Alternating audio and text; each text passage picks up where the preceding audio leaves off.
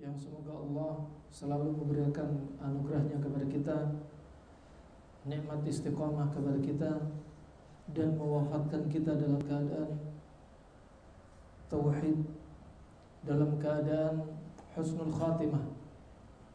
Dalam pertemuan kali ini, insyaallah dalam kajian yang berseri, bisa jadi menjadi 8 seri kajian yang terkait dengan rumah tangga bikers, ya.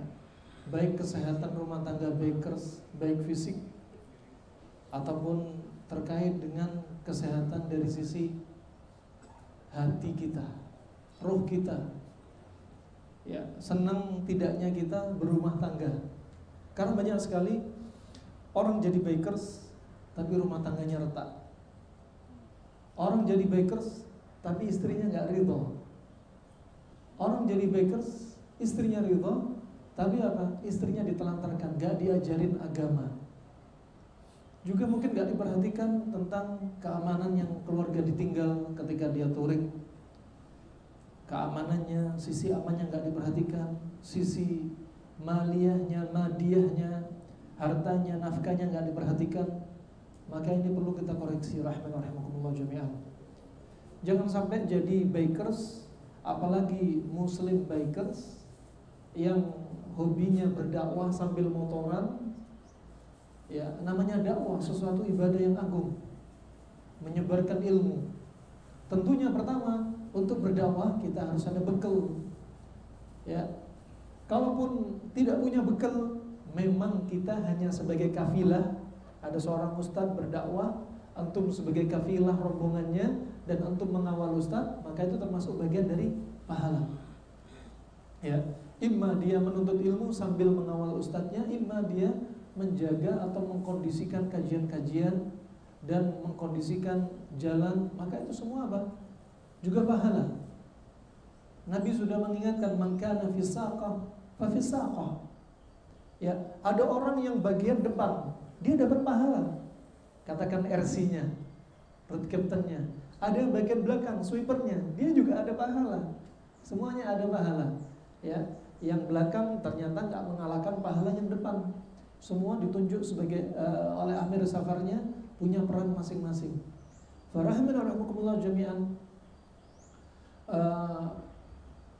Yang ingin kita bahas diantaranya biar meminimalkan gangguan iblis laknatullah alaih kepada kaum muslimin yang hobinya jadi biker sambil dakwah, yang mana dakwah perlu bekal ilmu, ya. Kemudian dakwah juga perlu bekal harta, juga perlu bekal fisik, juga perlu menyiapkan keluarganya. Jangan sampai apa? Kita keluar menyebarkan dakwah, tapi di rumah kita nggak punya pondasi yang kuat. Istri suka memasukkan laki-laki lain tanpa izin suaminya, bukan mahramnya. Hati-hati, pondasi di rumah nggak kuat. Ya, ini harus diperhatikan. Kalau kita keliling tapi pondasi tidak kuat, maka rumah tangga bisa retak. Rahimakumullah jami'an. Begitu pula kita berdakwah, layaknya kita ingin menerangi atau menghiasi bumi dengan indahnya ilmu. Sebagaimana disebutkan dalam athar Qatadah radhiyallahu anhu, bahwasanya orang yang berdakwah, orang yang alim, mereka penuntut ilmu, mereka itu layaknya bintang di langit. Yang mana fungsinya bintang di langit ada 3. Ya. Sebagai apa? Yang pertama, rujuman lisyayatin, untuk melempar setan. Artinya apa? Bintang di langit layaknya orang alim, orang yang menuntut ilmu, untuk membantah siapa? Membantah syubhat-syubhat syaitaniyah dari aliran-aliran sesat. Itu penting. Ya. Yang kedua, sebagai apa? Zina fis sama, sebagai perhiasan di langit, membuat indah di kegelapan malam. Ternyata bintang yang banyak itu membuat langit semakin indah. Demikian pula para penuntut ilmu, orang alim, menghiasi kegelapan manusia, menghiasi manusia yang di atas ya kemaksiatan, jauh dari ilmu, sehingga bintang ini layaknya cahaya menerangi di antara kegelapan malam. Dan fungsi yang ketiga, liyahtadi bihin nas. Bintang di langit itu untuk memberikan petunjuk bagi manusia. Orang yang ada di hutan gak ada sinyal GPS. Orang yang ada di tengah laut gak ada sinyal GPS. Maka mereka untuk pulang ke rumahnya di tengah malam, di malam hari, tatkala gak ada GPS, tatkala jauh dari daratan tepi laut, maka yang mereka jadikan patokan sebagai petunjuk adalah bintang di langit. Kalau gak salah rumah saya di bawah bintang layang-layang, dicari tuh bintang layang-layang. Demikian orang alim yang punya ilmu memberikan petunjuk kepada manusia yang tersesat. Rahimahumullah, ini peran yang sangat besar sekali. Peran yang besar ini layaknya apa? Jangan dijadikan layaknya lilin yang membakar diri sendiri. Antum Masya Allah ikut berperan dakwah, ikut memberikan cahaya penerangan di kegelapan malam, tetapi lilin itu semakin habis. Rumah tangga semakin jauh dari ilmu. Ketika ditinggal kelayapan untuk berdakwah, ketika ditinggal safar, sedangkan di rumah gak punya pondasi. Fa'ini rahimahumullah, cikal bakal akan terjadi kerusakan.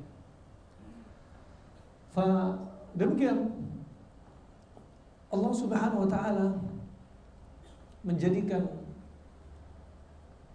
perhiasan sebaik-baik perhiasan dunia, sebagaimana Allah sebutkan, wa mal hayatud dunya illa mata'ul ghurur. Bahwasanya kehidupan dunia itu tidaklah melainkan apa? Semua tipuan. Tapi di sana ada perhiasan dunia yang enggak menipu. Nabi sebutkan ad-dunya mata'. Wa khairu mata'id dunya wa khairu mata'iha al-mar'atu salihah. Dunia itu perhiasan, dan sebaik-baik perhiasan adalah wanita salihah. Ya, makanya awwalut tarbiyah pertama kali untuk kita menjadikan anak kita anak yang saleh adalah ketika kita mencari istri yang salehah. Itu bukan ketika bayi baru lahir, bukan ketika anak usia 3 tahun baru dijadikan anak saleh, bukan. Bagaimana mau jadikan anak saleh kalau istri kita gak salehah? Maka mencari istri salehah dari awal sebelum nikah itu adalah awal tarbiyah kita kepada calon anak kita. Rahimanallah, demikianlah membuat pondasi yang kuat.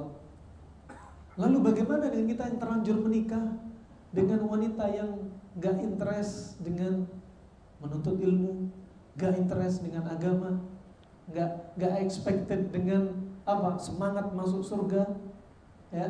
Maka apa? Saatnya PR bagi Anda. Jangan banyak kelayapan, perbaiki rumah dulu. Nah, dikonsenin rumah dulu. Kenapa? Karena laki-laki akan dimintai tanggung jawab oleh Allah Subhanahu wa ta'ala dari istrinya, anaknya, urusan rumah tangganya. Ya. Bahkan kata Nabi SAW, la yadkhulul jannah ad-dayyuth. Tidak akan masuk surga laki-laki yang dayyuth, laki-laki yang gak cemburu.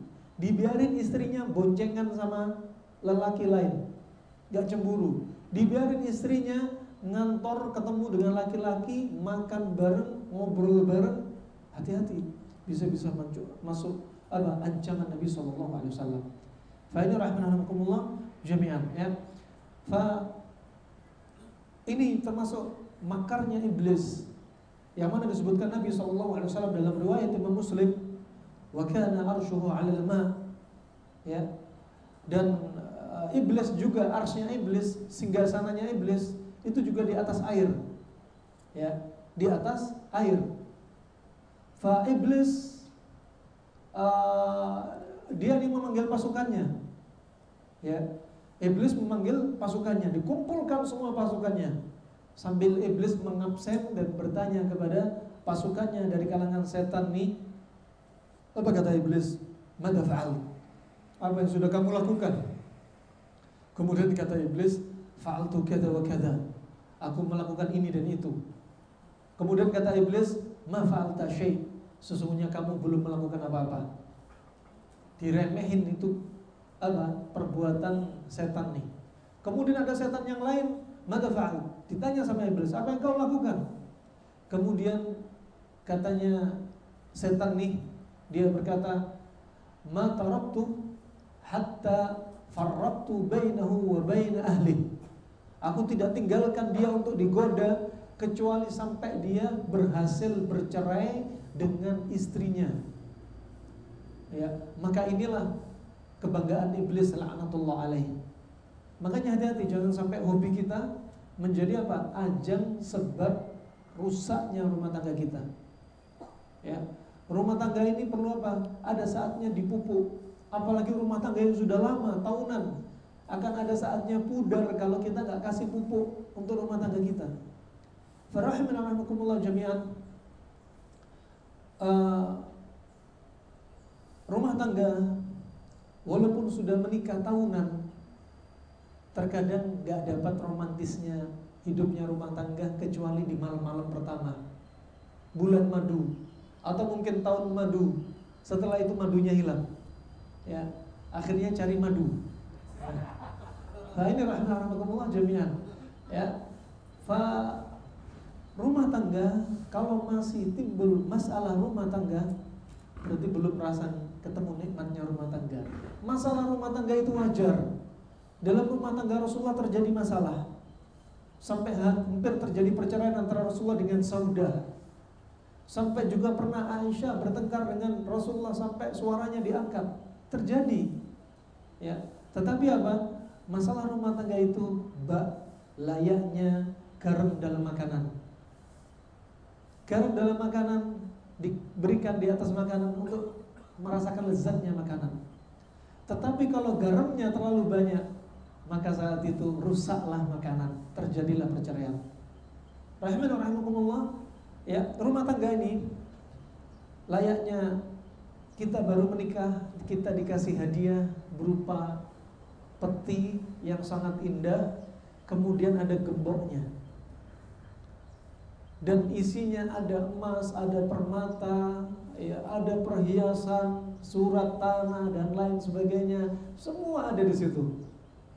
Subhanallah, jikalau kita masih sering terjadi pertengkaran, si A, si suami dan si istri tidak ketemu mana salahnya, mana yang cocok, mana yang gak cocok, mana yang disenangi istri, mana yang dibenci istri, nggak tahu. Si istri juga demikian, mana yang disenangi suami, mana diridhoi suami, mana yang dibenci suami, nggak tahu. Maka saat itu dia belum menemukan kuncinya untuk membuka kotak perhiasan ini.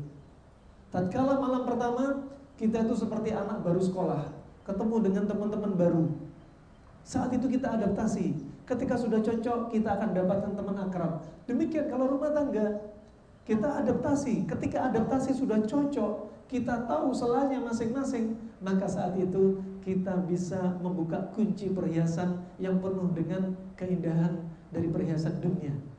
Tetapi walaupun tahunan gak ketemu, sudah nikah puluhan tahun gak ketemu kuncinya, gak akan terbuka nikmatnya rahasia hidupnya berumah tangga.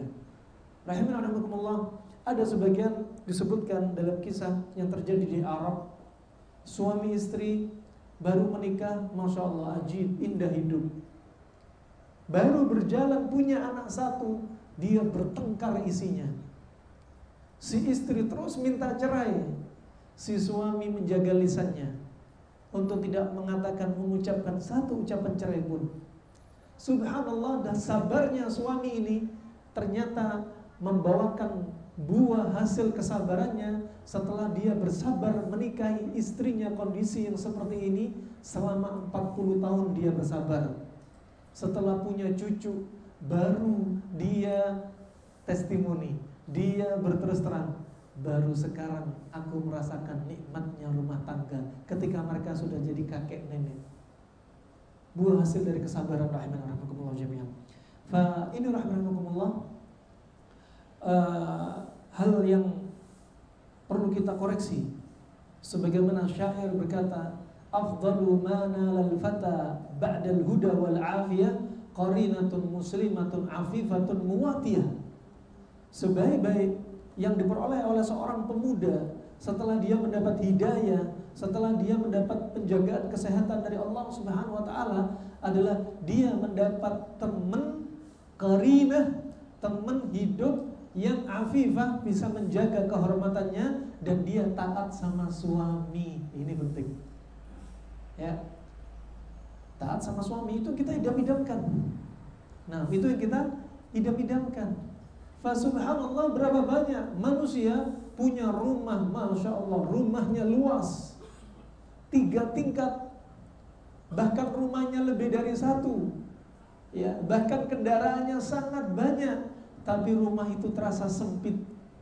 Kenapa sempit? Karena penghuninya, hati penghuninya yang mereka selalu berkobar-kobar hatinya, selalu bertengkar. Berapa banyak kita lihat keluarga sederhana, laki-laki saleh, istrinya salehah, anaknya 6, anaknya 5, rumahnya RSS. Tapi apa? Terasa luas. Kenapa? Hatinya yang luas. Kalau ada suatu masalah rumah tangga, sekali lagi koreksi. Mungkin ada salah dari dosa kita, lisan kita, mata kita, tangan kita, mungkin makan uang haram, ternyata berdampak kepada keluarga kita. Retaknya rumah tangga kita bisa jadi karena dosa kita. Jangan salahkan pasangan kita 100%, Jangan mutlak dia disalahkan. Koreksi, mungkin gara-gara dosa saya, akhlak dia berubah. Rahimana wa rahmakumullah jami'an. Apalagi bikers, ya, yang kita tahu bagaimana hidupnya bikers seperti apa. Bagaimana mereka sebelum hijrah, seperti apa para bikers. Makanya perlu difahamkan, ketika sudah posisi hijrah, gak seperti dulu lagi. Ya, bikers yang hijrah tidak melakukan maksiat yang sebelumnya dia lakukan. Juga demikian, kalau istrinya sudah hijrah, juga demikian, harus berubah. Suami hijrah, istri hijrah. Ini kalau kita maksudkan pembahasan di sini sebagai mukaddimah saja, yang ingin kita maksudkan pembahasan kita di sini adalah ada salah satu bab kesehatan rumah tangga para bikers terkait dengan kesehatan hati. Kita nggak bahas kesehatan masalah makanan panas dingin lagi. Sekarang panas dingin dari hati para bikers. Rahimana rahimakumullah jami'an. Salah satu hal yang perlu diperhatikan yaitu urusan kesehatan rumah tangga dilihat dari sisi ranjang mereka. Berapa banyak rumah tangga cerai gara-gara urusan ranjang. Wanita jangan dijadikan dia sebagai penguas nafsu. Wanita jangan dijadikan dia hanya sebagai pembantu bagi kita, dayang-dayang kita. Bukan lebih dari itu. Wanita ini punya apa? Punya ihsas, punya perasaan.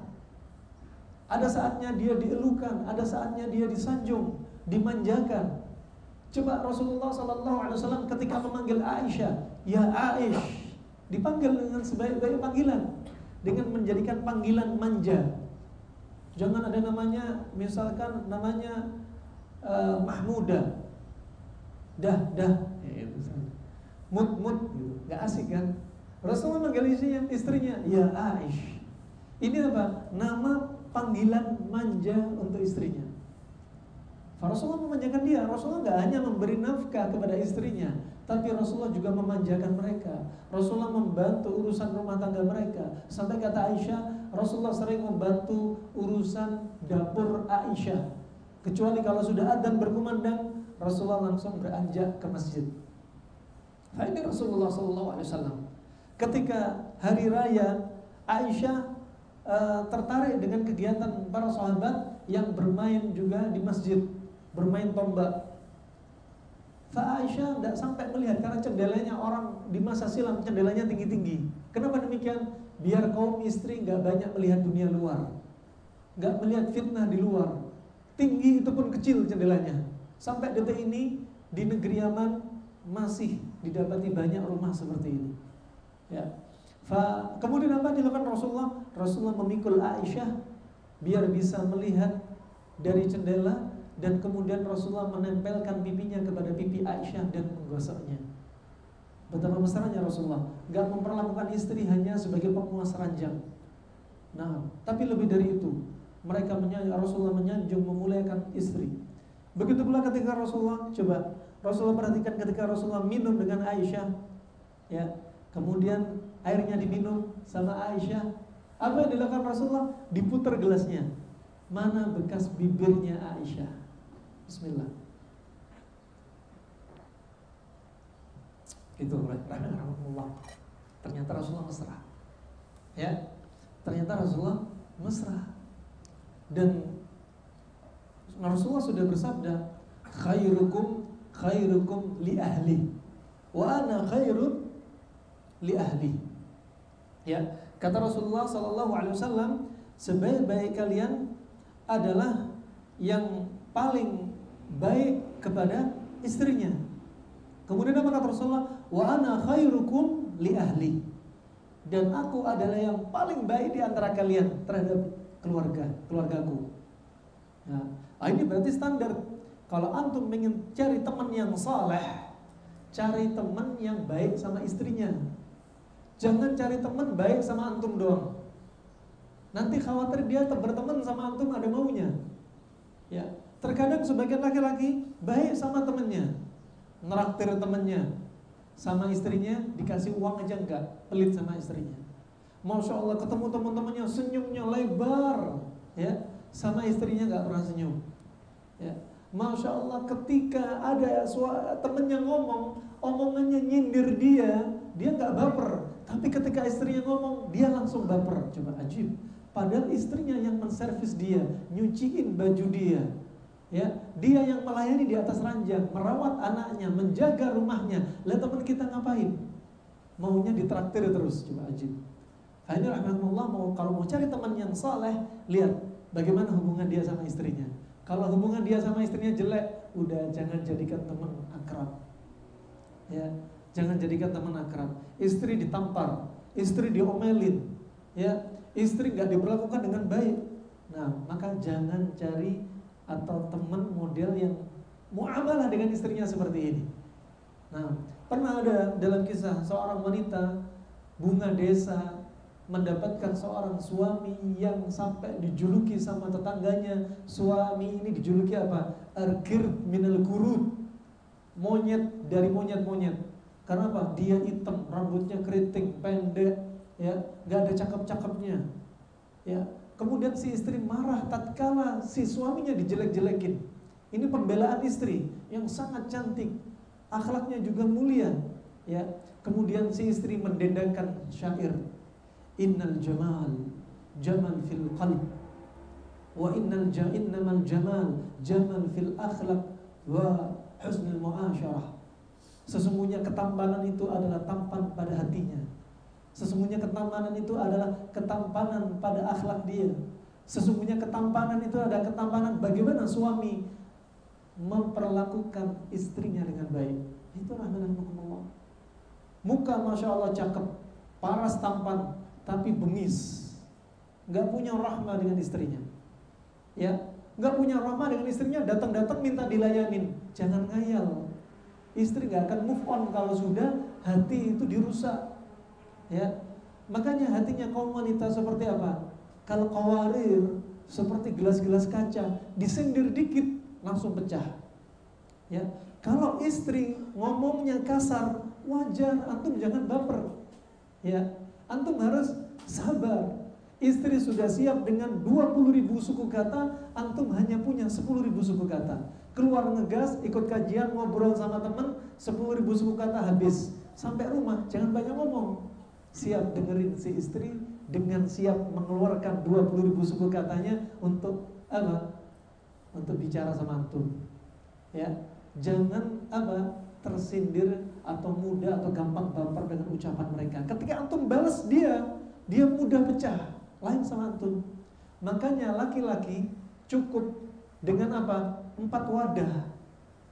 Mawar 1, mawar 2, mawar 3, mawar 4. Kenapa? Dadanya lebar. Wanita cukup 1. Itu fitrah. Ya, makanya seorang istri kalau punya 1 suami, udah dia setia banget sama suami. Tapi kalau laki-laki, ya, bukan berarti gak setia. Karena ada yang dihalalkan, ya. Dan itulah wadahnya, hatinya kaum laki-laki dia lebih luas. Ya, tentunya ada syarat-syaratnya. Tidak bermudah-mudahan melakukan apa? syariat yang satu ini yang berat bagi kaum wanita sehingga apa? Mencoreng nama baik poligami.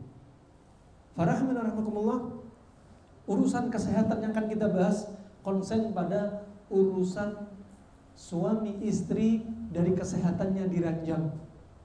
Ya, dari kesehatan diranjang. Kenapa? Karena ini banyak sekali yang menyebabkan suami istri apa?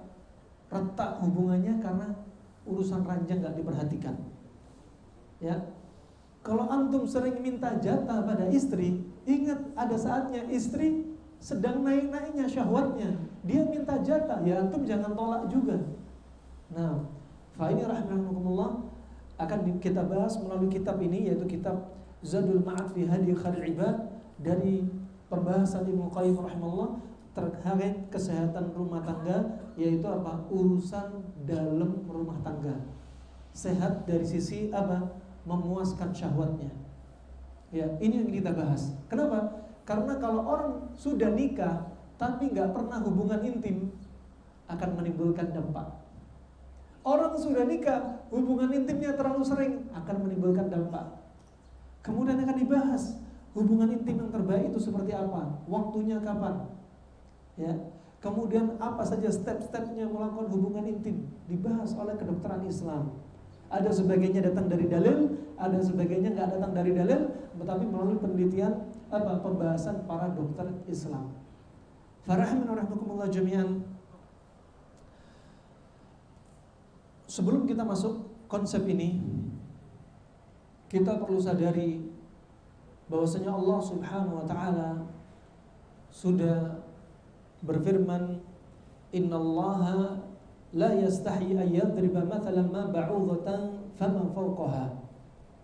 Sesungguhnya Allah Subhanahu wa taala tidaklah malu untuk memisalkan, menciptakan, menjadikan permisalan seperti apa? Ba'udah, lalat. Allah menciptakan lalat, Allah menciptakan nyamuk, Allah enggak malu. Fama fawqaha, dan yang di atas ukurannya nyamuk. Dari apa? Dari lalat, kecoa. Allah gak malu. Allah menciptakan seperti demikian ini. Kenapa? Justru itu menunjukkan apa? Kebesaran Allah. Manusia nyipta lalat aja gak bisa. Ya, nyipta nyamuk lebih-lebih gak bisa, lebih kecil lagi, lebih detail lagi. Nyiptakan kecoa gak bisa. Bisa-bisa paling robot. Adapun ruh mereka gak bisa nyipta. Fa ini justru apa? Menunjukkan keagungan Allah ketika mereka ditantang dengan sesuatu yang hina. Mereka nggak bisa mencipta, Allah nggak malu. Syahidnya di sini Allah tidak malu. Kemudian Allah juga berfirman dalam surat Al-Ahzab ayat 53, "Fayastahi minkum wallahu la yastahi minal haq." Allah tidak malu untuk apa? Menyampaikan al-haq. Allah tidak malu. Al-haq harus disampaikan. Kalau al-haq nggak disampaikan, khawatir mereka terjatuh dalam satu malapetaka bahaya yang Allah nggak sampaikan, makanya disampaikan semuanya. Nabi SAW juga bersabda dalam riwayat Tirmidzi dan Ibnu Majah, "Innallaha la yastahi minal haq, la ta'tun nisaa fi adbarihin." Allah tidaklah malu untuk menyampaikan al-haq, dan jangan datangi istri kalian dari duburnya. Coba. Allah nggak malu untuk menyampaikan al-haq, dan jangan datangi istri kalian dari apa? Lubang duburnya. Permisi akramakumullah. Coba kalau Allah nggak menyampaikan, ini seperti perkara-perkara yang perlu, perkara yang tabu, tapi perlu disampaikan. Allah sampaikan, Rasulnya sampaikan sallallahu alaihi wasallam. Kalau nggak disampaikan, apa yang terjadi? Khawatir mereka melakukan hal ini, mendatangi istri mereka dari lubang duburnya. Ya, fa ini apa? Dilarang. Ya, waktu itu ada seorang sahabiah yang mana sahabiah yaitu Ansariyah ini, wanita dari Madinah ini datang kepada Rasulullah. Dia tanya, sebenarnya malu-malu dia, "Ya Rasulullah, suamiku ingin mendatangiku dari dubur." Tanya sahabiah. Tapi karena ilmu nggak boleh disembunyikan, dijelasin.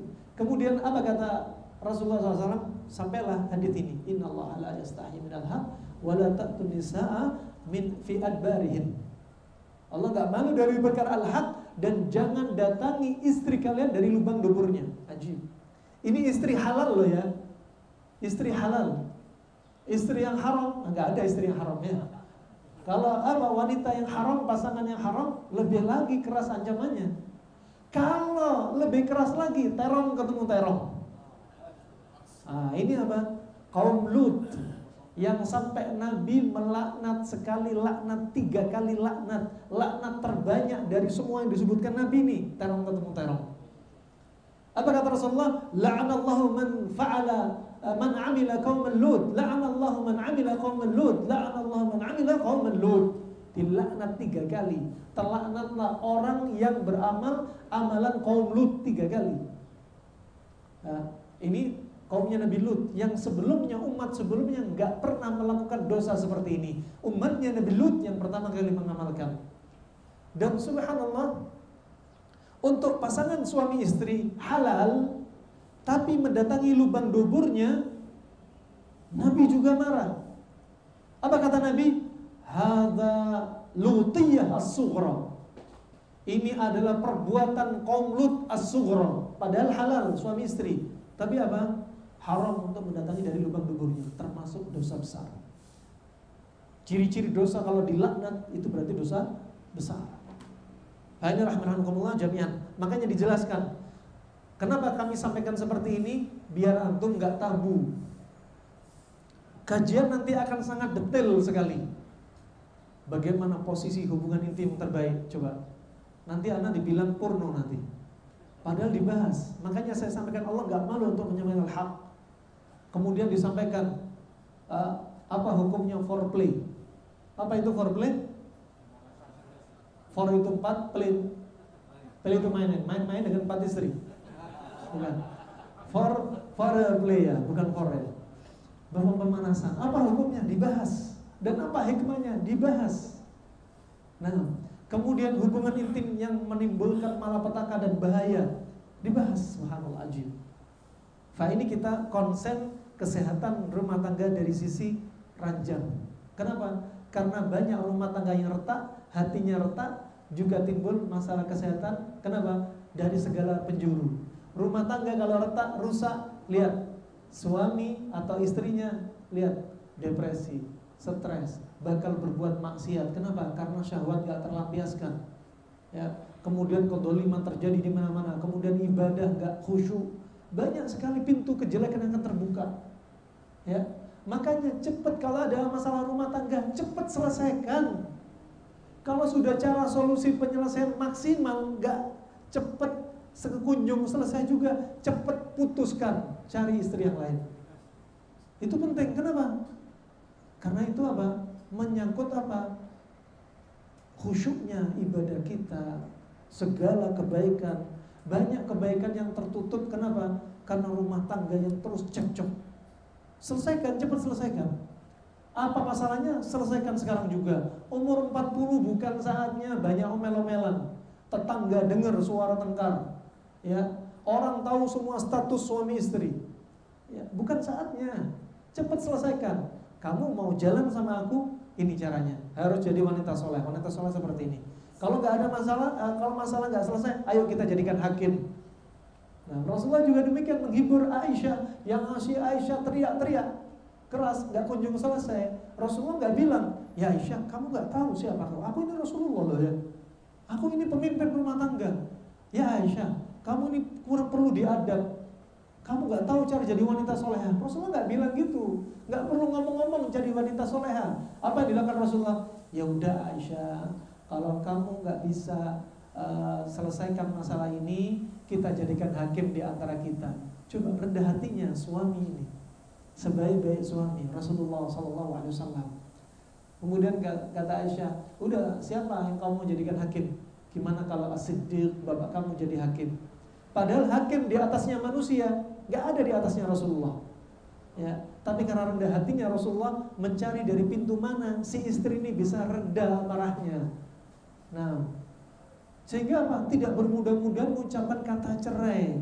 Cerainya, suami ngomong satu kalimat cerai sangat bahaya, sangat dianggap. Nah, subhanallah, kemudian jadilah Abu Bakar sebagai hakim. melihat Aisyah marah-marah, teriak keras, Abu Bakar nggak terima Rasulullah digituin sama putrinya sendiri, diangkat tangannya Abu Bakar, dikejar Aisyah, mau dipukul, dan ternyata sembunyi di belakang Rasulullah. Aisyah sembunyi di belakang Rasulullah. Ketika Abu Bakar ke kanan, Rasulullah ke kanan. Abu Bakar ke kiri, Rasulullah ke kiri. Ya, sudah Abu Bakar gemes sekali untuk mukul putrinya sendiri.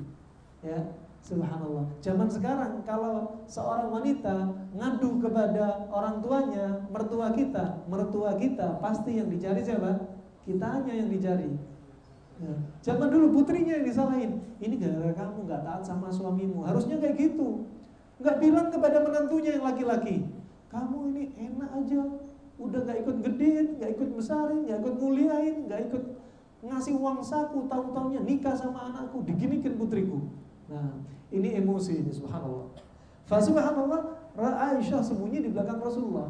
Kemudian sambil Rasulullah menoleh kepada Aisyah, tanya kepada Aisyah, ya Aisyah, hakimnya ini aku atau bapak kamu? Nah, setelah itu Aisyah langsung reda marahnya. Kemudian gak lama kemudian Abu Bakar pulang, balik lagi ke rumah mereka. Kemudian sudah mendapati Rasulullah dan Aisyah rambutnya basah sambil makan anggur. Coba antum coba terapi kayak gini. Istri antum lagi marah-marah bikin rambutnya basah. Nah, ini rahmatullah. Subhanallah, ya, kata Abu Bakar apa? Kalau kalian tengkar panggil saya. Kalau lagi asyik-asyik gini makan anggur gak panggil saya. Nah, demikian rahmatullah jami'an. Ini apa? Ilmu-ilmu yang ada pada Rasulullah perlu kita amalin. Laqad kana lakum fi Rasulillahi uswatun hasanah liman kana yarjullaha wal yawmal akhir. Pada diri Rasulullah ada contoh yang baik. Dari perkara hidupnya berumah tangga, perkara agamanya lebih-lebih, maka contoh Rasulullah sallallahu alaihi wasallam. Kemudian rahimakumullah, ketika Allah berfirman, "Fayastahi minkum wallahu la yastahi minal haq." Dan Allah itu enggak malu untuk menyampaikan al-haq dari al-haq. Kemudian Al-Baghawi dalam tafsirnya dia menyebutkan la yatruku ta'dibakum wa bayan al-haqqi hayyan. Yaitu maksudnya tafsirnya adalah Allah tidaklah meninggalkan perkara untuk mengajarkan kepada kalian, menjelaskan kepada kalian dari perkara al-haq malu-malu. Allah enggak malu. Ya, Allah sampaikan. Allah sampaikan. Nah, kita langsung masuk pada pembahasan kitab. Bismillahirrahmanirrahim. Qala al-muallif rahimahullah Ibnu Qayyim fi kitabih Zadul Ma'ad fi Hadi Khairil Ibad. Wa amal jima' wal ba'u fa kana hadyu fihi akmal hadi. Adapun jima', hubungan intim dan kekuatan untuk mendatangi pasangannya, sebaik-baik petunjuk adalah petunjuk yang datang kepada Nabi. Bukan seperti orang Nasrani dengan para pendetanya yang gak ada syariat nikah dalam agama mereka. Tapi Islam mengajarkan. Nah, dan kalau orang gak diajarin, maka akan banyak terjadi malapetaka ketika urusan rumah tangga, urusan lanjang. Nah, seperti terjadi apa? Terjadi penyakit antara suami istri, masalah kesehatan. Kenapa? Ternyata Gak mencontoh apa yang diajarkan Nabi SAW. Fakana hadyu SAW fihi akmala hadi. Petunjuk Nabi adalah sebaik-baik petunjuk, termasuk terkait dengan urusan rumah tangga. Makanya kalau kita berumah tangga tapi gak punya bekal, gak punya ilmu membentuk rumah tangga, ya, gak punya ilmu untuk walaupun mau menjalankan syariat yang sulit ini, poligami ini,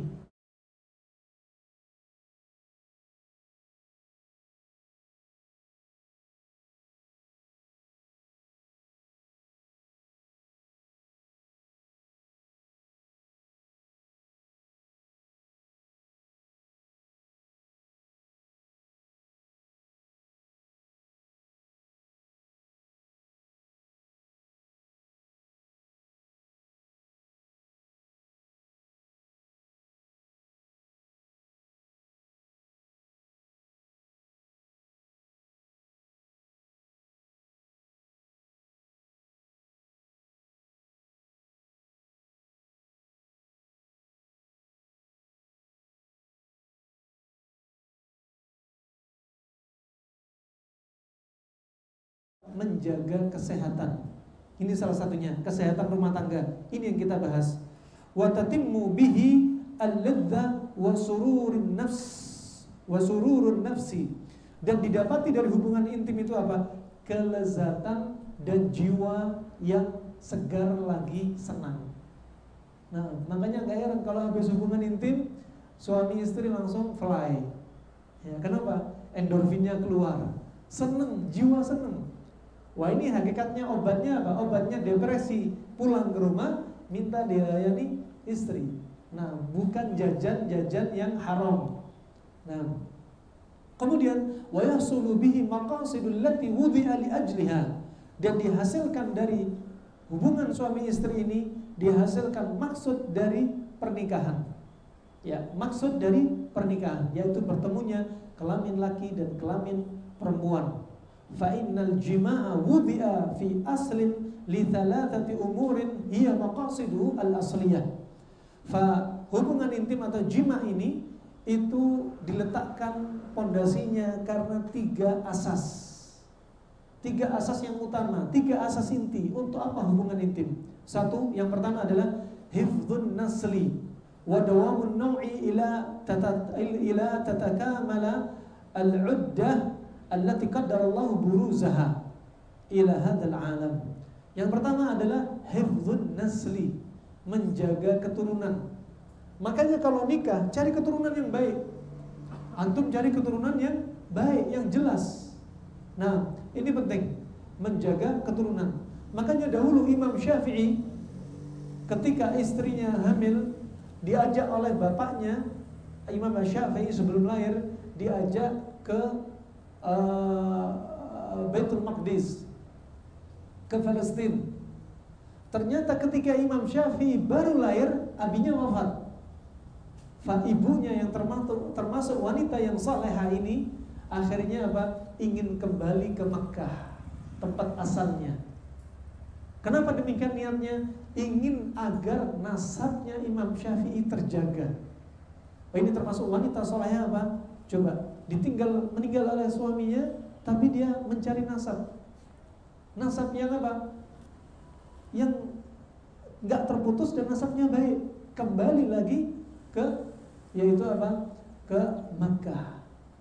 Ke Makkah. Kakek-kakeknya atau buyutnya Imam Syafi'i yang dikenal dengan nama Syafi' itu adalah termasuk sahabat Nabi SAW. Lihat turunan orang-orang saleh. Antum juga demikian. Kalau nyarikan untuk putri antum, putra antum, carikan pasangan yang nasabnya nasab orang-orang saleh. Nasabnya orang-orang yang saleh. Coba dulu Umar bin Khattab. Umar bin Khattab, dia waktu itu ingin mencarikan pasangan untuk Hafsah, putrinya Umar. Waktu itu Umar mencari siapa yang pantas.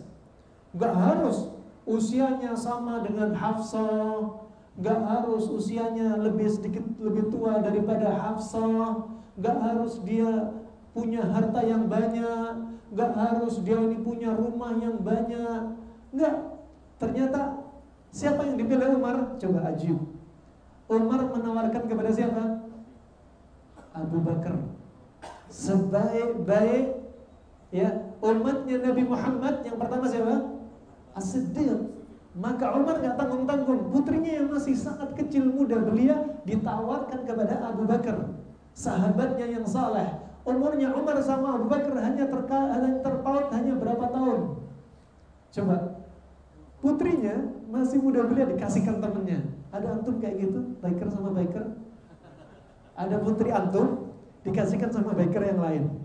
Nah, mikir berlipat-lipat, enak aja, lu sudah tua, aku mau nyari menantu yang muda gitu kan. Wah, ini enggak, Umar nyari Abu Bakar. Apa katanya Abu Bakar? Ya Umar, aku gak bisa menikahi Hafsah. Ternyata gak mau. Kemudian pikir-pikir siapa lagi gitu ya. Akhirnya ditawarkan pada siapa kira-kira? Utsman. Ditawarkan kepada Utsman bin Affan. Ditawarkan kepada Utsman. Utsman gak enak, mau langsung nolak. Kata Utsman apa? Ya Umar, kasih aku kesempatan 3 hari untuk istikharah. Istikharah lah Utsman bin Affan.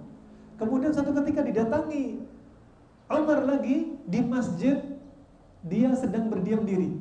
Ya Utsman, sekarang udah 3 hari. Aku tagih kamu, mau gak nikah sama putriku Hafsah? Katanya Utsman apa? Sebentar ya Umar, biarkan aku sholat istikharah lagi. Ya Utsman, sudah 3 hari, mau tambah lagi istikharah gitu kan. Kemudian sholat lagi. Tahu sholatnya Utsman kayak apa? Utsman bin Affan kalau bulan Ramadan, terutama di 10 hari terakhir, kalau sholat di depannya Ka'bah, 1 rakaat bisa selesai itu 30 juz. Utsman bin Affan, kebayang bacanya kayak apa cepatnya. Asal hukumnya gak boleh khatam kurang dari 3 hari. Tapi karena mereka yang sahabat radhiyallahu anhum, mereka ini hafal Al-Quran, mereka paham tafsir-tafsir Al-Quran, jadi seperti pengecualian bagi mereka. Apalagi momen-momen khusus di depan Ka'bah, momen-momen ketika Ramadan menjadi perkara momen yang khusus. Kemudian Utsman apa? Yutilu fi ruku'i wa sujudi. Utsman memanjangkan rukunya dan sujudnya. Selesai salam, Umar datang lagi. Ya Utsman, sudah 3 hari. Sekarang sholat kamu, rukunya panjang, sujudnya panjang. Gimana tentang Hafsah? Aku gak bisa ya Allah. Nah, akhirnya dilaporkan ke Rasulullah. Ya Rasulullah, aku tawarkan binti, yaitu Hafsah, kepada Abu Bakar. Dia nolak. Ku tawarkan kepada Utsman, dia nolak. Kemudian katanya Rasulullah apa? Ya Umar, sesungguhnya Utsman sudah mendapatkan wanita yang terbaik bagi dia. Bahkan wanita yang paling baik. Siapa istrinya Utsman? 2 putrinya Rasulullah. Ya, setelah putri yang pertama meninggal, yang dinikahi Utsman meninggal, kemudian nikah lagi dengan putri Rasulullah yang lain. Ya, sehingga Utsman dijuluki apa? Dzun-Nurain, yang memiliki 2 cahaya. Jadi dapat wanita yang terbaik. Jadi dia nggak mau. Kata Rasulullah, ya Umar, Utsman sudah mendapat wanita yang terbaik. Dan Hafsah sudah mendapat laki-laki yang terbaik. Yaitu apa? Dipinang sama Rasulullah sallallahu alaihi wasallam. Nah, ini rahmatullah jami'an, menjaga keturunan. Ya, Ummu Salamah juga demikian. Pernah Ummu Salamah ya mendengar hadis dari suaminya Abu Salamah. Ya, kalau ditimpa musibah, Ummu Salamah hendaknya baca doa ini. Aku dengar Rasulullah untuk baca doa ini apa? Inna lillahi wa inna ilaihi raji'un. Allahumma ajirni fi musibati wa akhlif li khairan minha. Wa akhlif li khairan minha. Ya. Ini Abu Salamah yang ngajarin. Kalau dapat musibah baca doa ini. Inna lillahi wa inna ilaihi raji'un. Ya, sungguhnya kita ini milik Allah dan kepada Allah kita kembali. Dan semoga Allah mengganti apa? Musibah ini dengan pahala bagi kita, pahala yang besar, dan menjadikan pengganti dari musibah ini yang lebih baik darinya. Gak lama kemudian Abu Salamah meninggal. Akhirnya hadis ini dipraktekin sama Ummu Salamah. Bukan hanya di lisan tapi dalam hati. Ucapan itu dimunculin dalam hati. Yakin innalillah wa inna ilaihi raji'un. Allahumma ajirni fi musibati wa akhlif li khairan minha. Nah, subhanallah. Dan Ummu Salamah gak mau menikah dengan sahabat manapun. Kenapa? Karena Abu Salamah bagi Ummu Salamah adalah suami yang terbaik, suami yang soleh, suami yang memperlakukan istri sebagaimana mestinya. Diistimewakan kedudukan si istri oleh Abu Salamah, sehingga Ummu Salamah gak mau menikah lagi. Akhirnya apa? Dapat pahala besar kan? Karena dia sabar, dapat pahala.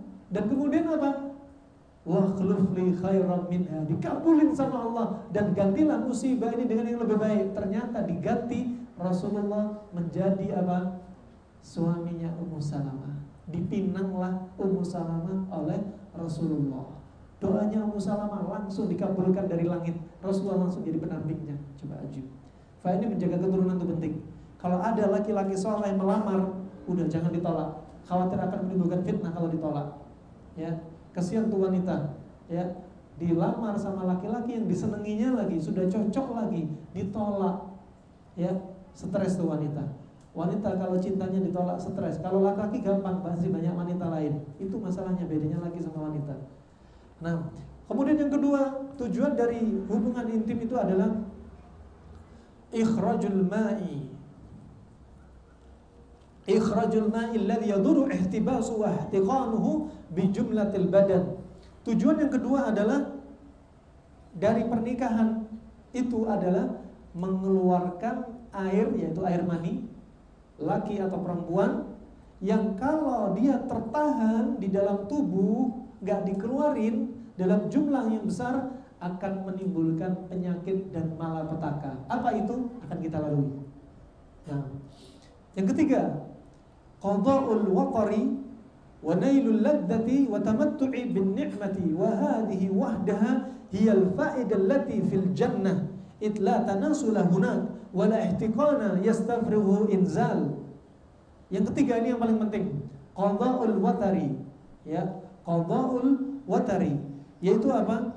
Untuk menunaikan syahwat dia yang sudah meledak-ledak, ya, himmah dia yang ingin mendatangi lawan jenisnya itu diselesaikan. Ingat tadi apa? Melakukan qada'ul watar atau syahwatnya dilampiaskan ini. Ingat, wanita jangan hanya untuk tempat melampiaskan syahwat, tapi dia juga punya apa? Ihsas, punya perasaan, ya, ada adabnya bagaimana mendatangi mereka. Sehingga apa? Tidak seperti orang badu. Nabi sudah bersabda, man bada jafa. Barang siapa tinggal di kampung badu, maka mereka bengis, keras, gak ada mesra-mesranya. Sudah jarang gosok gigi, jarang mandi.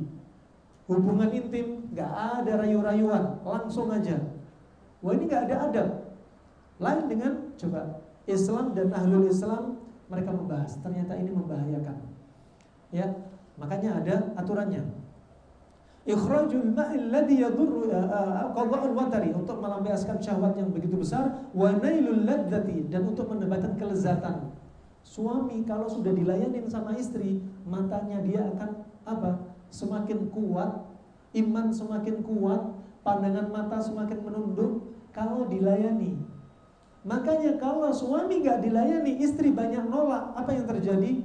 Mata kaum laki-laki akan banyak jelalatan, bahkan bisa terjatuh dalam perzinahan. Makanya dosa besar bagi si istri yang menolak ajakan suami, karena membahayakan bagi suami.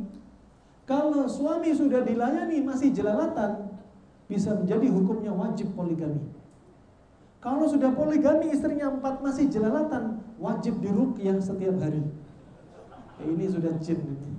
Nah, ketagihan sama yang porno-porno, naudzubillah, website. Kenapa? Akan memberikan dampak lemahnya iman kita, lemahnya kekuatan kita untuk menundukkan pandangan kita, bahkan lemahnya dia di atas ranjang gara-gara mata yang jelalatan. Sampai dikatakan oleh seorang salaf, ya, atqakum fil firash, ya, aqwakum fil firash atqakum. Orang yang paling kuat di atas ranjang di antara kalian adalah orang yang paling bertakwa. Ya, mereka paling kuat. Lihat para ulama di masa silam, ada yang sampai istrinya 70. Kok bisa? Iya, nikah cerai. Istrinya pada gak kuat. Nah, sampai ada Nabi Sulaiman istrinya 100, datengin istrinya dalam semalam 100 istri. Nabi Muhammad dalam semalam 9 istri. Antum semalam setiap malam sama istri? Nah, sebulan sekali, subhanallah. Kadang datengin istri sebulan sekali, ngayal mau minta nambah, satu didolimi mau minta dolimin yang lain. Nah, ini rahmatullah jami'an. Wa hadhihi wahdaha hiya al-fa'idah allati fil jannah. Ini faedah seperti di jannah, di surga. Ya, di surga subhanallah, di sana enggak ada keturunan. Enggak ada anak, bikin anak enggak ada. Mau punya anak, minta sama Allah, dikasih anak. Enggak ada wanita hamil, bidadari hamil, bidadari nifas, bidadari haid, bidadari hiperemesis, muntah-muntah, bidadari kena darah tinggi, bidadari teriak-teriak di depan antum, enggak ada. Bidadari antum yang sekarang teriak-teriak depan antum sampai tetangga dengar. Tapi bidadari jannah enggak ada yang teriak-teriak sama antum.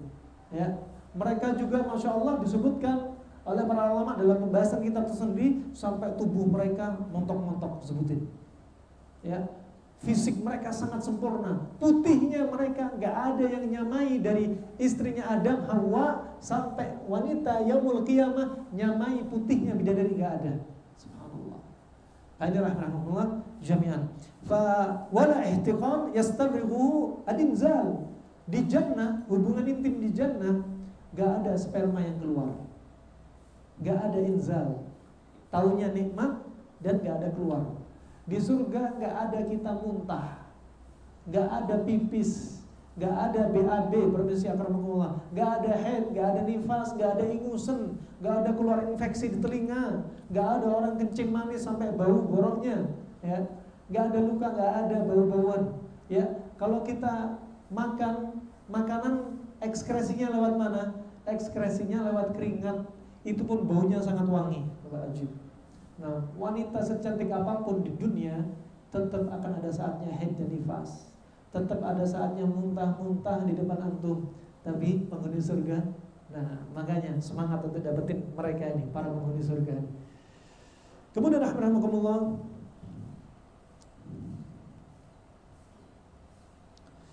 mani ini dikeluarkan tentunya apa? Untuk kebaikan. Jangan mani itu dibuang-buang. Dibuang ke tempat yang halal. Ya, mani dibuang ke tempat yang halal. Jangan dibuang ke wadah yang haram. Gak diharamkan untuk antum. Ya, juga jangan demikian. Jangan apa? Ingin gak punya anak terus dibuang-buang di luar. Mubazir. Nah, pakai untuk bikin anak. Nah, Allah Subhanahu wa ta'ala, Nabi SAW mengajarkan doa dalam hadits yang sahih. Allahumma inni a'udzubika min syarri sam'i wa min syarri basari wa min syarri nafsi wa min syarri qalbi wa min syarri maniyyi. Kata Nabi apa? Ya Allah, lindungilah aku ya Allah, aku berlindung kepadamu ya Allah dari jeleknya pendengaranku, dari jeleknya pandanganku, dari jeleknya jiwaku, dari jeleknya hatiku, dan dari jeleknya air maniku. Coba, ini doa, dia dapat keturunan yang saleh. Nah, juga dibuang ke tempat yang halal. Nah, diletakkan pada tempat yang halal. Kemudian wa fadlul atibba, para ahli ilmu pengobatan di masa silam berkata, yarawna annal jima'a min ahadi asbabi hifdhis sihah. Mereka sepakat bahwasanya jima' itu adalah salah satu sebab dari sebab-sebab terjaganya kesehatan. Nah, berapa banyak orang yang Masya Allah sering melakukan hubungan intim dengan istrinya, mereka menjadi orang yang awet muda. Kenapa? Selalu senang terus. Lain kalau depresi. Nah, gak dilayani depresi, nambah gak boleh, satu pun gak mau ngelayani, ya. Akhirnya apa? Sperma numpuk sampai ke otak. Nanti akan dibahas apa efek sperma kalau gak dikeluarin. Ternyata lari ke otak. Nah, menimbulkan sekian banyak malapetaka dan sekian banyak penyakit. Nah, sudah Masya Allah mendatangin istri padahal pahala. Ya kenapa dia gak mau? Istri gak mau, si suami juga gak punya semangat. Padahal Nabi sudah bersabda, fi buti ahadikum sadaqah, ya, dan pada kemaluan itu pasangan kalian, ya, itu ada padanya sedekah, ya, ada padanya sedekah. Nah, kata Imam An-Nawawi, dia menyebutkan di sini adalah dalil bahwasanya apa? Mubah, perkara yang mubah akan berubah menjadi perkara ketaatan kepada Allah dengan niat. Hubungan intim asalnya mubah, tapi kalau kita niatkan sedekah akan menjadi nilai pahala di sisi Allah. Sudah ibadah enak, hubungan intim, lezat, menyegarkan, refresh hati, dicatat pahala. Coba ajib. Nah, begitu pula juga yang lainnya. Contoh, antum makan, ketika makan doa selesai makan apa?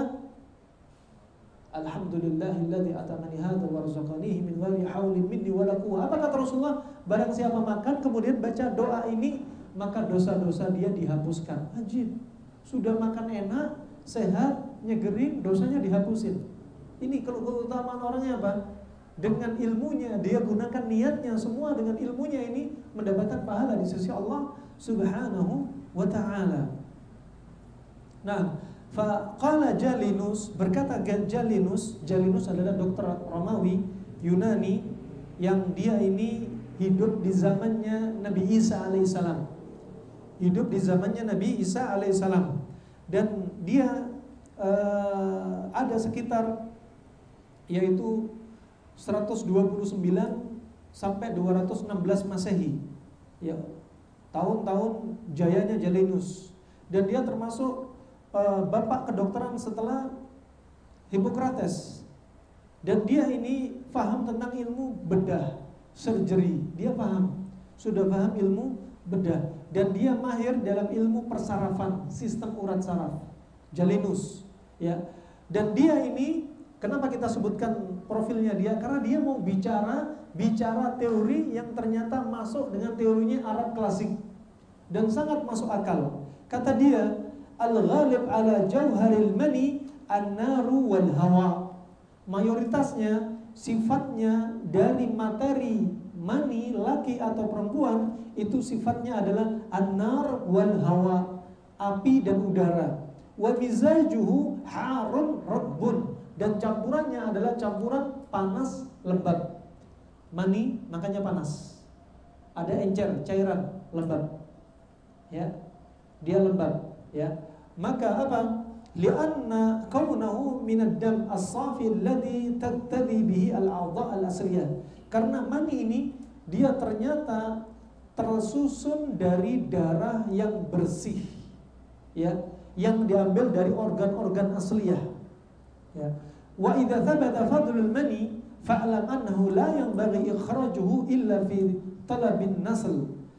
Kalau kita paham mani, maka mani ketahuilah seyogianya jangan dikeluarkan kecuali untuk bikin anak. Dikeluarin hanya untuk apa? Memang proses bikin anak, promil. Makanya jangan dibuang ke tempat yang haram, zina. Jangan dibuang-buang di luar untuk kasus KB, inzal, kecuali jika ada keperluan. Hukum asalnya KB nggak boleh, tapi ketika dibutuhkan darurat silahkan. Makanya mani jangan dibuang di luar, ya. Mani jangan dibuang di luar, sperma jangan dibuang di luar, dibuang di dalam. Kecuali memang nggak pengen punya anak karena masih jarak anak terlalu dekat, silahkan. Jika ada keperluan keluar dari hukum asalnya.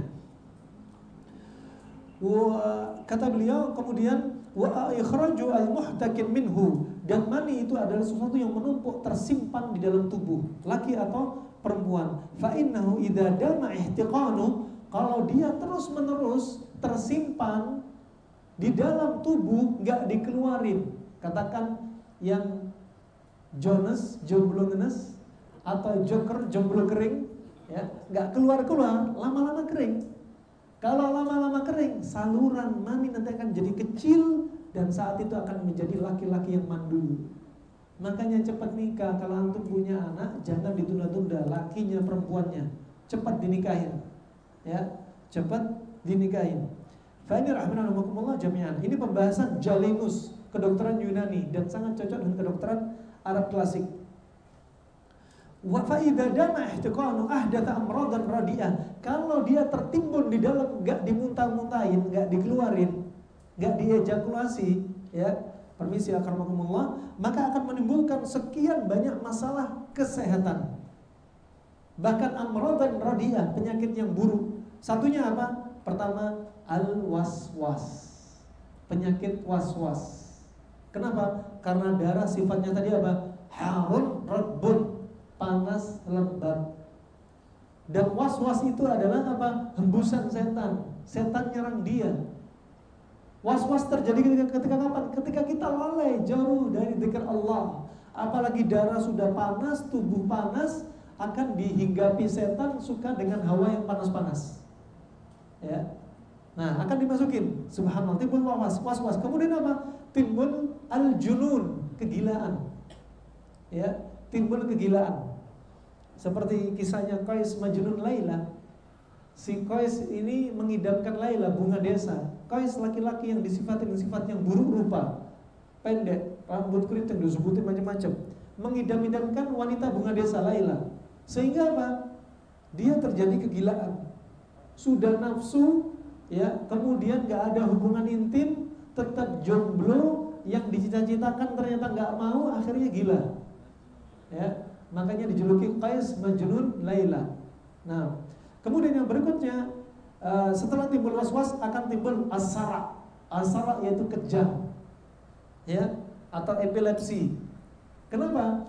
Ternyata epilepsi karena sebabnya apa? Banyak menumpuknya unsur panas di otak. Ini teori klasik. Sehingga otak kalau kepanasan bisa kejang. Ya. Kalau teori kedokteran modern, epilepsi itu karena apa? Ada sedikit luka di otak. Ya, walaupun luka itu kecil seperti seekor semut, luka ini akan menghasilkan listrik. Listrik inilah akan menjadikan apa? Saraf, kejang. Ya. Bisa jadi karena orang yang ketika kecilnya step, demam tinggi, akhirnya ada trauma di otak, akan timbul epilepsi. Alhasil epilepsi saraf itu sifatnya panas. Makanya kedokteran klasik untuk obatnya epilepsi mereka menggunakan apa? Lampu kuning, pumpkin, Halloween, ya, atau lampu parang atau walu kuning. Itu untuk mendinginkan apa? Panasnya otak. Subhanallah, orang yang lama menjomblo atau punya istri tapi kerja di luar jauh dari istri, ini bahaya. Ya, bisa menimbulkan panasnya mani sperma naik ke otak. Panas sifatnya apa tadi? Panas lembab. Sehingga otak jadi panas lembab, timbullah kejang. Coba. Teori yang sangat masuk akal sekali, sangat relevan. Kemudian yang berikutnya, wa ghairu dzalik, dan yang selainnya. Dan kata beliau fa innahu idza tala ihtibasu, kalau ditahan mani ini enggak segera dikeluarin, ditahan dalam waktu yang sangat panjang sekali,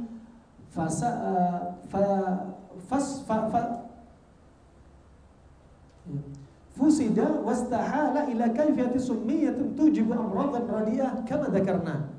Ya, maka apa? Mani itu akan fasada, akan rusak. Maninya rusak dan berubah menjadi racun yang akan menyebabkan penyakit yang membahayakan bagi tubuh. Coba bayangin, mani antum kalau nggak dikeluarin jadi racun, ya. Makanya keluarin, ya. Makanya kata Syekh Albani, sebaik-baik tempat kerja bagi kaum laki-laki adalah tempat kerja yang nggak jauh dari istrinya. Ya, itu kenapa? Fitrah, ya, adalah fitrah. Walidzalika tadfa'u at-tabi'ah bihtilam. Oleh karena itu sebagian orang ketika maninya numpuk terkadang mimpi, keluar lewat mimpi. Syukur kalau keluar lewat mimpi. Yang jadi masalah kalau nggak pernah mimpi tapi maninya numpuk, ini jadi masalah. Ya, akan menjadi tumpukan penyakit. Berkata sebagian salaf, yang bagi lirrajuli ayyata'ahada min nafsihi thalathan.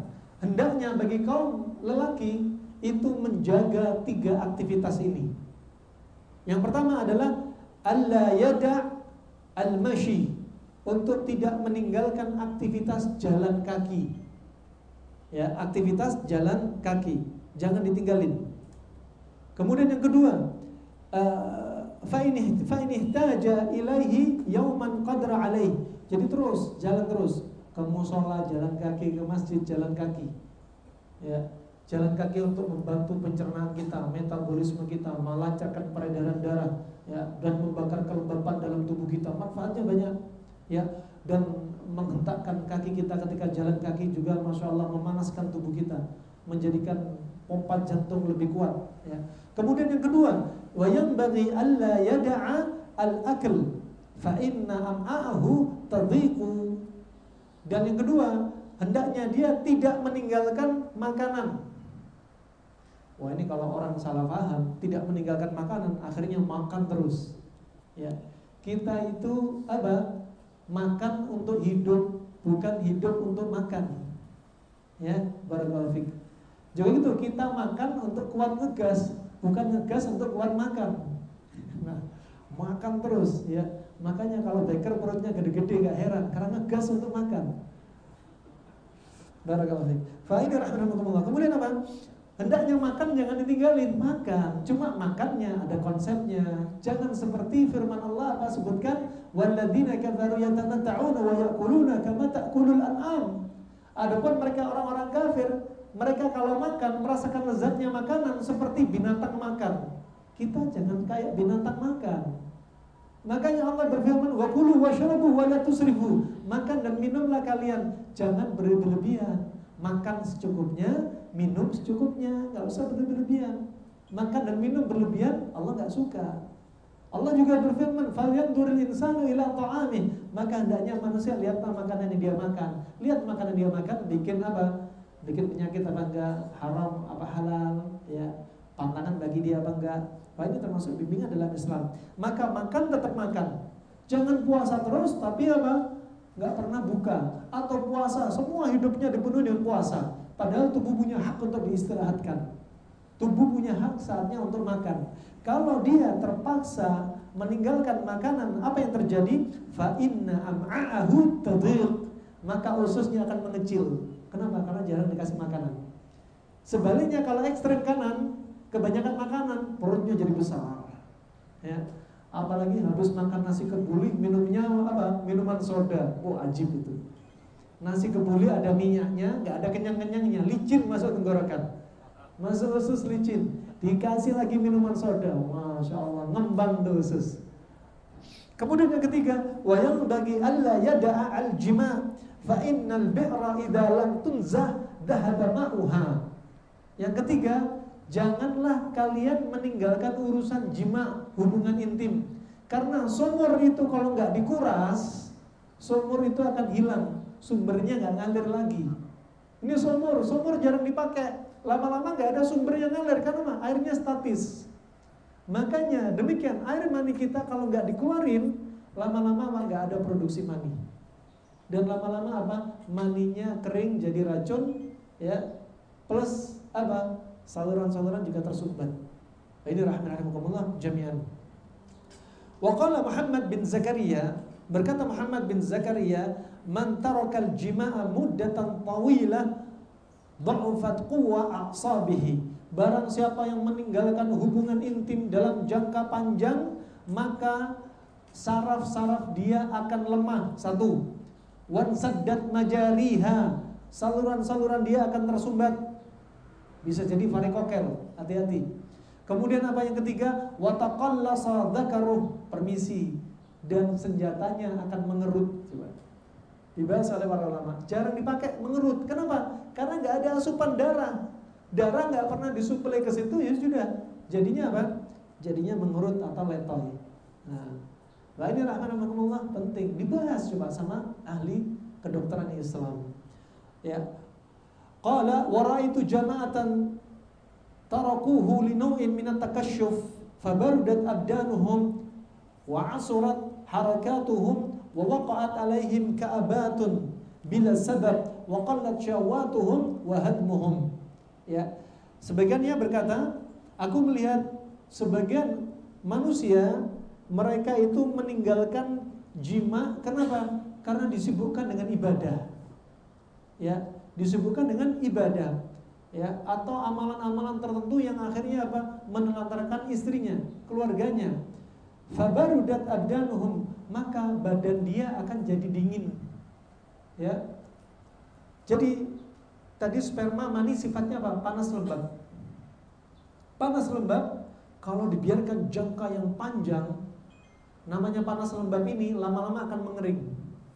Mengering seperti apa tadi? Sumur yang nggak dikuras, lama-lama sumber nggak ada yang ngalir, dan sumur itu kena panas matahari akan kering. Ya, kemudian apa? Akan mengering. Akhirnya apa yang terjadi? Dia akan menjadi laki-laki yang katakan berdarah dingin atau frigid, laki-laki yang nggak punya syahwat. Ya, wa asurat harakatuhum. Kalau sudah demikian, dia sulit bergerak. Kenapa? Tubuh dia dingin, nggak punya semangat. Akhirnya malas untuk bergerak. Wa waqa'at 'alaihim ka'abatun bila sabab, dan akan menimpa diri dia fatigue, lelah yang sangat berat tanpa ada sebab. Ternyata apa? Gara-gara ini tadi, meninggalkan urusan hubungan intim. Jadi laki-laki yang apa? Lelah. Ya, makanya penting itu rutinin hubungan intim. Apalagi hubungan intim ketika syahwat memuncak-muncaknya, itu hubungan intim yang paling baik. Ya, yang paling baik. Wa qallat syahwatuhum wa hadmuhum, maka saat itulah dia akan menjadi orang yang syahwatnya lemah dan proses metabolisme pencernaannya juga lemah. Coba kemana-mana ya. Barakallahu fikum. Ini perlu diperhatikan rahmani wa rahimakumullah. Taib, insyaallah sampai di sini saja kajian kita. Insyaallah kita lanjutkan pada bulan depan, insyaallah masuk pada manfaat-manfaat hubungan intim dari sisi maknawi. Kemudian siapa yang paling pantas dinikahi, janda atau perawan, dibahas tuh ya. Kemudian akan kita lalui diantaranya syariatnya untuk ta'aruf dengan nazar, melihat calon, akan kita lalui ya. Masya Allah, ini ternyata materi ini cocok untuk para jomblo yang benar-benar mepet mau nikah. Kalau jomblo masih ngayal mau nikah, jangan hadir kajian di sini ya, bahaya, mimpi terus nanti. Insyaallah itu saja bisa saya sampaikan. Selanjutnya kita lanjutkan sesi tanya jawab. Kalau malu tulis pakai kertas. Oh, nggak sama malu. Ini yang pertanyaan bisa jawab pertanyaan atau yang orang bisa jawab pertanyaan? Oh, masya Allah. Pertanyaan dulu apa jawab pertanyaan dulu? Habis antum kayaknya pertanyaan aja biar ada door prize ini masalah. Ya, kalau yang jomblo saya nggak ikutan bisa. Karena saya udah senior, jadi mungkin untuk set untuk yang sudah senior itu frekuensinya kira-kira yang sehat itu berapa kali. Terus kalau perlu suplemen, apakah diperlukan suplemen? Tadi kan Ustaz udah bilang jalan kaki yang utama dan makanan ya. Kalau yang dimanya justru itulah kita yang akan tanyakan, mungkin itu yang paling nikmatnya Ustaz. Terus yang ketiga, apakah kita memerlukan tambahan booster seperti obat penguat, kan jadinya herbal segala macam. Walaupun kita dalam kondisi oke aja gitu, tambah harus itu juga bisa, tapi lebih hot lagi kalau pakai booster gitu, pakai koreksing lah kalau kita kira-kira. Itu Ustaz, 3 pertanyaan mohon dibantu Ustaz. Barakallahu fiik. 3 pertanyaan cukup dengan 1 jawaban insyaallah. Sekali lagi, ana bukan dokter Boyke ya.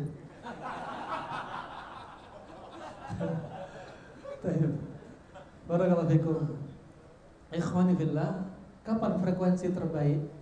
Ibnu Qayyim menyebutkan hubungan intim yang terbaik adalah ketika syahwat lagi memuncak. Kalau antum sedang nggak memuncak, nggak ada syahwat sama sekali, tapi antum ingin menjadikan rutinitas hubungan intim setiap hari, maka akan didapati hubungan intim yang nggak maksimal. Nggak maksimal apa? Pasangan kecewa. Kenapa? Bisa jadi editan hasil, ejakulasi dini tanpa hasil. Belum apa-apa sudah muntah. Ya. Kemudian si istri belum ngapa-ngapain udah kecewa sama antum. Akhirnya apa? Merusak hati juga. Ya. Kalau antum memang merasa kuat, memuncak, datangin dia. Tapi kalau antum jadi rutinitas, tapi antum nggak sesuai dengan kondisi fisik antum, jangan jadikan rumus harus pakai rutinitas sehari sekali, 2 hari sekali. Kalau umur 25 sampai 30 itu sepekan bisa 4 kali. Kalau umur 30 sampai 40 sepekan bisa 3 kali. 40 sampai 50 sepekan itu 2 kali misalkan. Nggak perlu kali-kalian gitu. Ya. Yang penting ketika syahwat numpuk langsung datengin. Kalau numpuknya tiap hari sudah datengin terus. Ya, kalau numpuk tiap hari, ya. Kalau dia nggak kuat akan bilang, Mas, aku nggak mampu Mas, kayaknya antum harus nambah Mas. Itu lain cerita itu ya. Itu rezeki dari Allah itu 1001 itu. Mas, daripada antum terfitnah sampai nambah aja Mas. Antum nambah aja, aku sudah nggak kuat ini Mas. Ya, sudah nggak imbang ini. Oh, Masya Allah, itu lain cerita. Nah, subhanallah, kalau 1 bulan aja nggak karuan antum datengin, jangan ngayal mau nambah. Ya, makanya ada syarat-syaratnya. Itu tadi, rutinitas silakan. Yang penting antum sedang numpuk-numpuknya, itu yang paling kualitas kalau kata Ibnu Qayyim. Bukan berarti kalau nggak numpuk itu nggak boleh, belum tentu. Kalau antum kira-kira nggak capek, masih oke, suasana hati bisa dibikin dengan misalkan antum masih di jalan sudah chatting sama istri, tolong anak-anak titipin sama mertua ya. Kamu siap-siap ya, lampunya tolong pakai remeng-remeng aja. Gitu. bajunya kamu ini, tolong potong rambut ketiak kamu, tolong potong rambut kamu yang ini yang itu misalkan. Gak apa-apa. Ketika mengkondisikan suasana saat itu mulai dibikin numpuk sendiri. Ya, sampai rumah juga demikian. Bahkan Ibnu Qayyim, As-Suyuti, Imam Nawawi mereka berpendapat foreplay itu sunnah. Ya. Yang lainnya berpendapat untuk mengatakan sunnah butuh dalil khusus sehingga tak bisa dikatakan sunnah. Ya, tapi kalau itu adanya pada kebaikan, menambah rasa cinta, menghilangkan potensi terjadinya perlecetan antara alat vital laki dan wanita, akramakumullah, harus bermain-main dulu sehingga mengeluarkan cairan, maka itu suatu yang baik dan syariat mengizinkan suatu yang baik. Nah, maka itu ya, hati perlu dikondisikan juga. Jangan seperti orang Badu. Orang Badu nggak komen, nggak ada cerita, nggak ada angin, nggak ada tanda-tanda hujan, ya tiba-tiba kepingin mulut jarang gosok gigi, bau bajunya baju bau kambing, tetap bisa bikin anak coba ajib. Ya, barakallahu fikum. Fa'ani rahimahumullah. Ana punya teman ya nelayan, masya Allah, dia ini ajib. Datang pada anak, ada nggak booster untuk menguatkan saya? Saya butuh booster. Kenapa? Kamu nggak kuat? Enggak, istri saya sehari minta 8 kali. Nah, wah ini ya. Ini subhanallah, ada sebagian kaum wanita yang seperti ini, dan sebaliknya ada kaum wanita laki-laki seperti ini yang hiper, ya, yang ada pada mereka hiper. Kalau merasa hiper, saingannya tidak kuat, maka biar hiper bisa ngimbangin saingannya, usahakan kurangi makanan yang sifatnya panas, banyakin porsi dinginnya. Ternyata makanan pengaruh, ya, makanan pengaruh. Nah, kemudian apakah perlu booster? Pertama, booster yang terbaik itu adalah perasaan kita.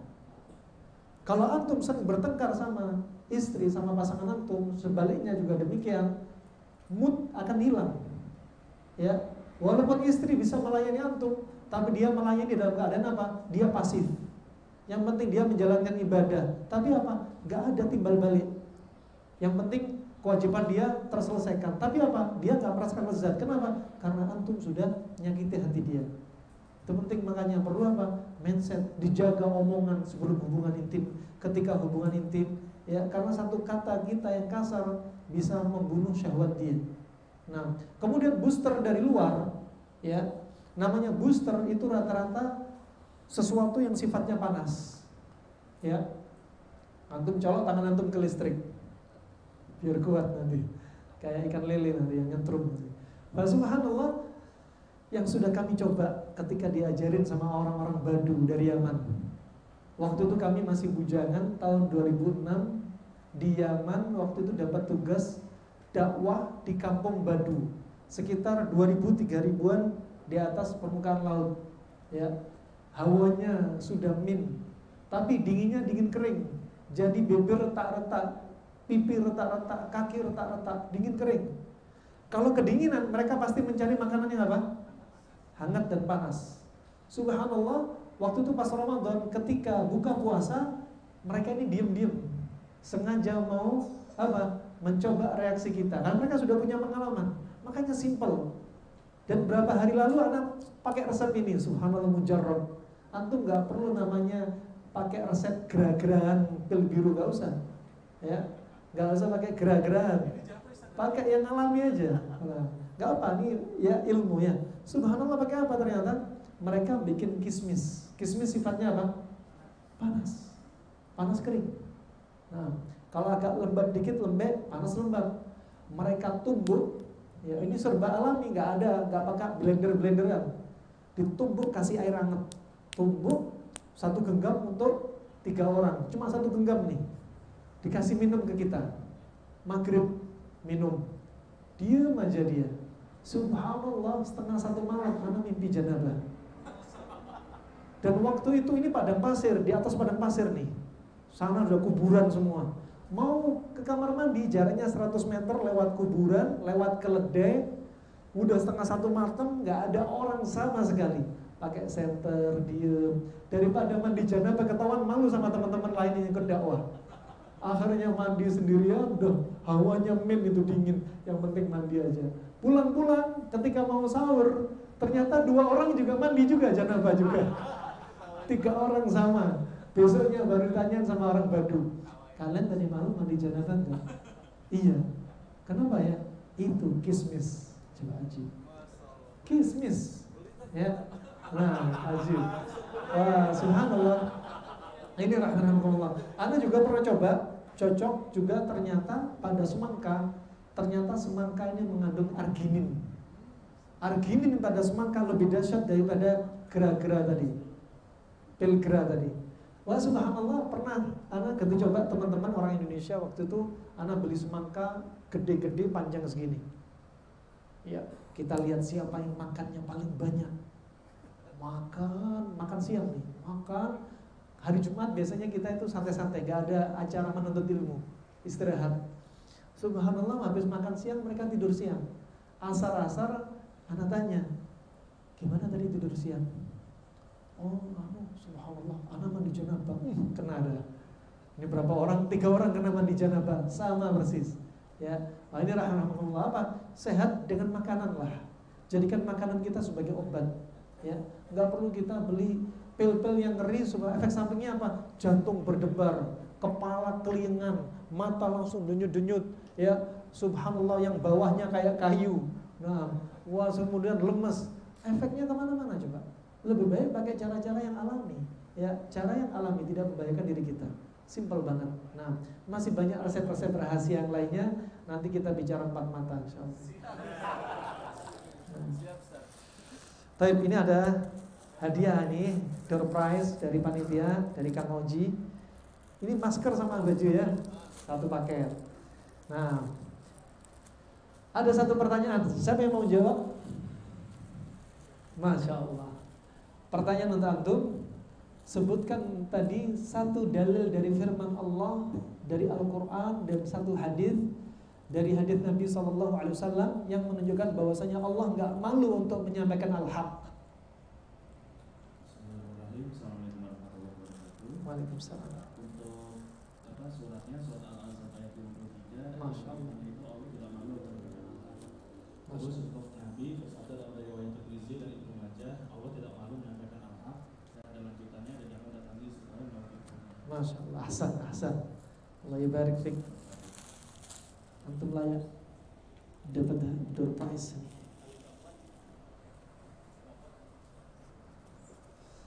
Baik, pertanyaan berikutnya siapa mau jawab?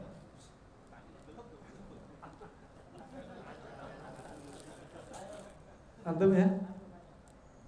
Antum? Enggak, pertanyaan dulu nih. Ada yang mau jawab? Baker kan pemberani karakternya. Masya Allah, coba dulu.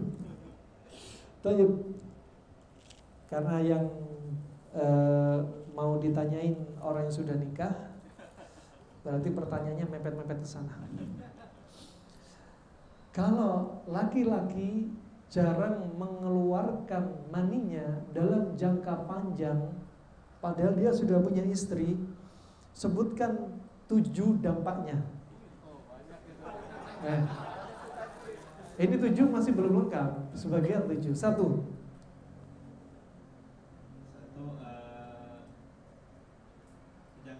Kejang-kejang. Nanti keluar di berita CNN. Terus berikutnya? epilepsi. Sama, epilepsi kejang-kejang. Terus? Stres dia.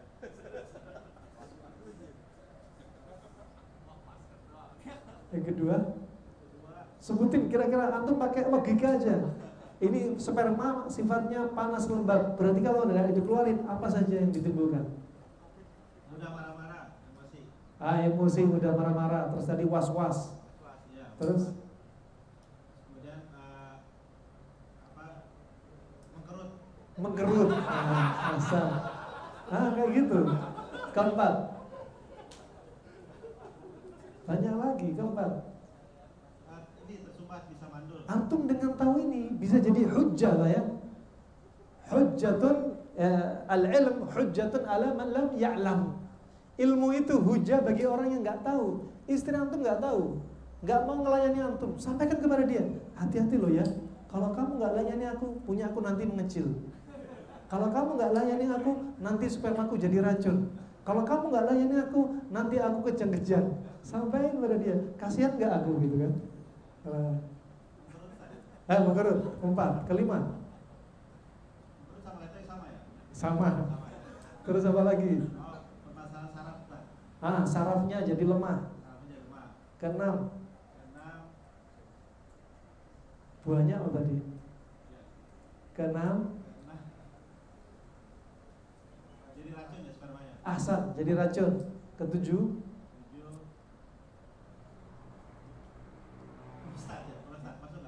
Prostat nggak dibahas di sini, tapi bisa jadi prostat, ya. Jadi prostat ini bisa bengkak kalau jarang dipakai dan bisa bengkak kalau terlalu sering dipakai. Makanya sedang-sedang saja. Nah, tambah lagi, satu lagi. Enggak, tambah satu lagi. Alhasil masuk. Yang disebutkan dalam materi ini apa? Enggak. Yang di materi yang di dalam buku ini, kita kembali ke buku. Stres masuk nggak? Stres. Udah ya tadi. Tadi seperti apa? Kalau sumur akan mengering, sperma akan kering, saluran tersumbat banyak sekali. Coba. Satunya plastik ya. Ada yang berikutnya? Oh, ada tas juga ya? Oh, tas. Baik, tinggal 2 pertanyaan lagi. Ada yang mau jawab? Dari belakang? Bang Joni mau jawab kayaknya. Iya, Kang Acep tadi mau jawab. Mau dijemput di mana? Coba pertanyaan untuk Bang Joni. Nah, pertanyaannya, 3 hal yang jangan ditinggalkan, hendaknya jangan ditinggalkan, 3 aktivitas. Yang pertama,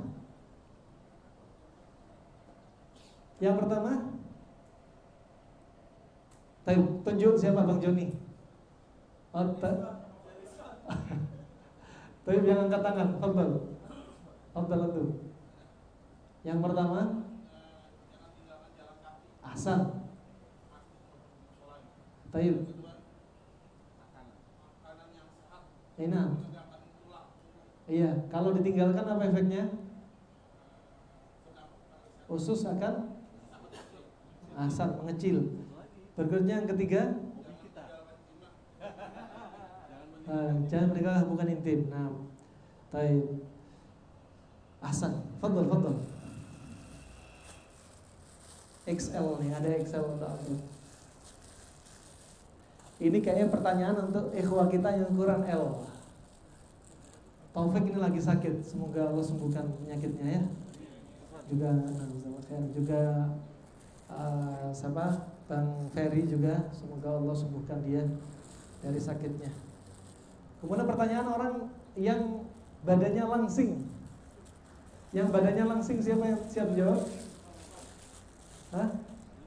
Baik, bantu. Nah, Kang Moko ada pertanyaan.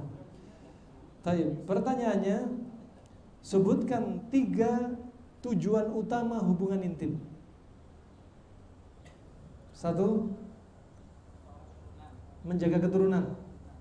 Kedua,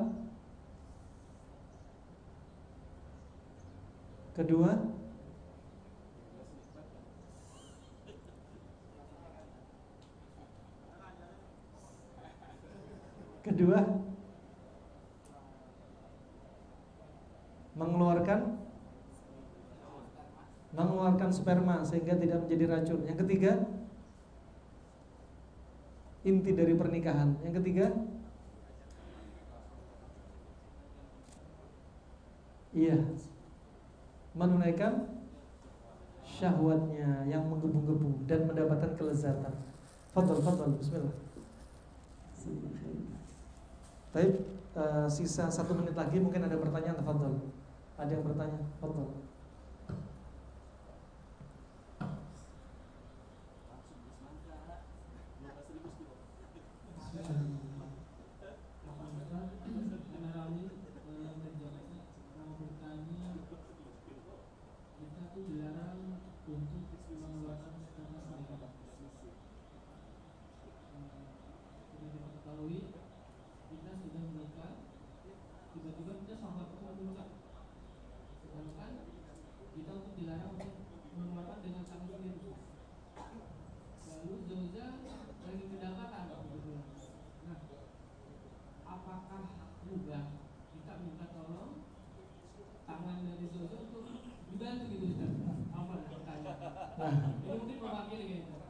Nah, mewakili. Antum pede banget. Orang lain yang disalahin. Padahal orang lain oke-oke aja. Afwan. Salam khair. Nah, misalkan istri sedang datang bulan, lagi touring dari Surabaya balik ke Jakarta, sampai rumah istrinya datang bulan, udah lama nggak ketemu lagi. Dan sedangkan dia ingin mengeluarkannya. Kalau mengeluarkan dengan tangan sendiri, permisi, ini ilmu harus dibahas karena terkait dengan apa? Dosa dan gak dosa. Kalau dengan tangannya sendiri atau bantuan alat-alat yang lainnya, itu masuk istimna, dosa. Ya. Nah, dan dia termasuk dosa kecil. Tapi ingat, dosa kecil kalau dilakukan terus-menerus jadinya besar. Dosa kecil kalau dipamerin, di-share lagi jadi dosa besar. Dosa kecil kalau dianggap enteng bisa jadi dosa besar. Hati-hati makanya. Yang dilihat jangan apa? Dosa kecilnya. Lihatlah antum berdosa sama siapa? Sama siapa? Sama-sama Khalik yang mencipta kita. Biar kita gak ngentengin dosa. Fa subhanallah, kalau sampai rumah minta bantuan istri, tangannya istri, permisi akramakumullah, atau salah satu organ tubuhnya istri yang jelas bukan alat vitalnya, ya permisi, kemaluannya bagian depan ataupun lubang duburnya, silahkan, apapun mau dipakai silahkan. Yang jelas dua ini jangan dipakai. Ya, sebagaimana disebutkan Syekh Ibnu Utsaimin rahimahullah, mau dijungkir balikkan silahkan. Ya, diapain silahkan, yang penting bantu antum keluar. Itu tidak mengapa, boleh saja. Itu beda tipis ya. Bukan dosa. Kalau tangan sendiri dosa. Kalau menggunakan tubuhnya sendiri dosa. Ya, tapi kalau pasangan halalnya boleh. Nah, pasangan haram juga dosa. Nah, apalagi pasangan haram sama jenis, lebih dosa lagi. Karena terjadi, apalagi apa? Sekarang maraknya LGBT.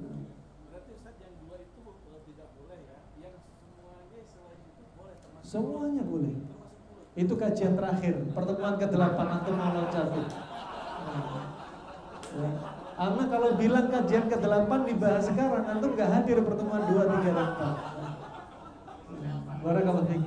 Insyaallah itu saja pertemuan kita kali ini. Semoga Allah jadikan keluarga kita keluarga yang mawaddah warahmah, sakinah. Semoga Allah jadikan keluarga kita keluarga sampai akhir hayat kita, keluarga yang saleh dan salehah. Dan semoga Allah jadikan keturunan kita keturunan yang saleh dan salehah. Dan semoga ini jadi aktivitas amalan pemberat timbangan kita di mizan hasanatina. Dan semoga Allah hancurkan makar-makar syaitan yang ingin menghancurkan keluarga kita. Dan semoga Allah wafatkan kita dalam badan husnul khatimah. Amin ya rabbal alamin. Wabillahi taufiq wal hidayah. Subhanakallahumma wa bihamdika asyhadu an la ilaha illa anta astaghfiruka wa atubu ilaik. Wassalamualaikum warahmatullahi wabarakatuh.